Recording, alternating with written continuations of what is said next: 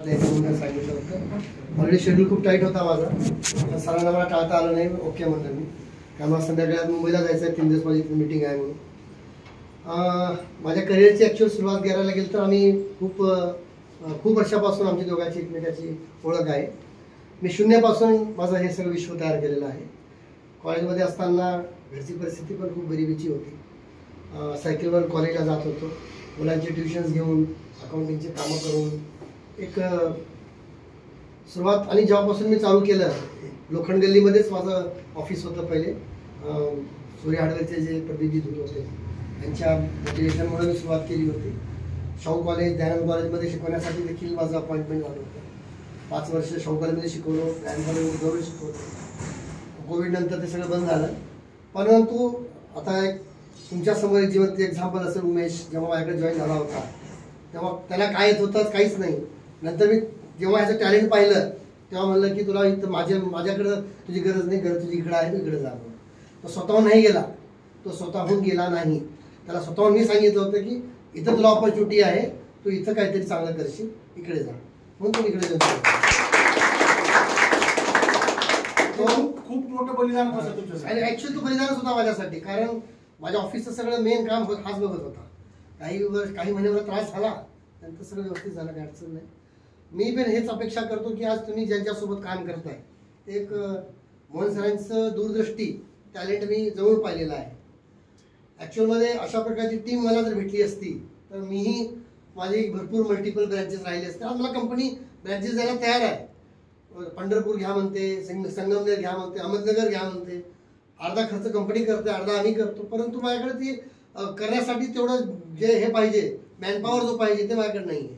पण सरांना काही केसेसमध्ये जवळून पाहण्याचा प्रसंग आला होता.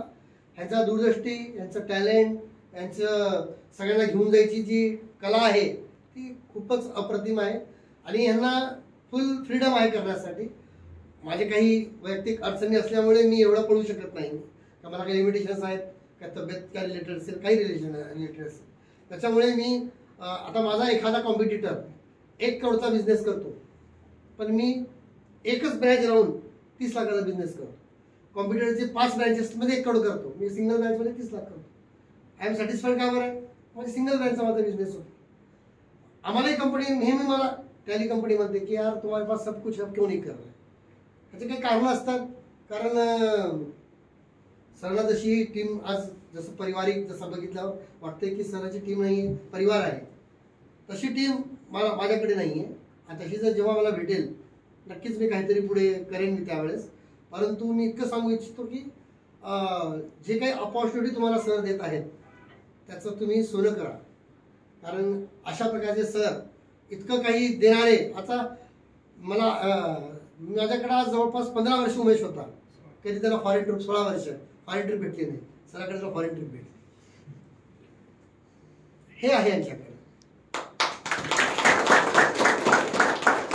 कारण आता मोहन सरांचं जे मी आता ॲक्च्युअली ते ॲज अ बिझनेस म्हणून करण्यापेक्षा त्यांना एक रिलेशन म्हणून पण त्यांना बघितलेलं आहे. आमचं एकमेकाचं रिलेशन पण आहे.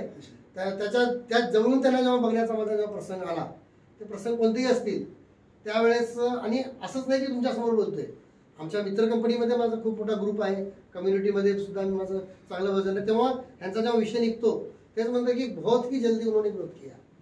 आणि इट्स ए ग्रोथ पॉसिबल का झालं फक्त ते तुमच्यामुळे, हे टीममुळं.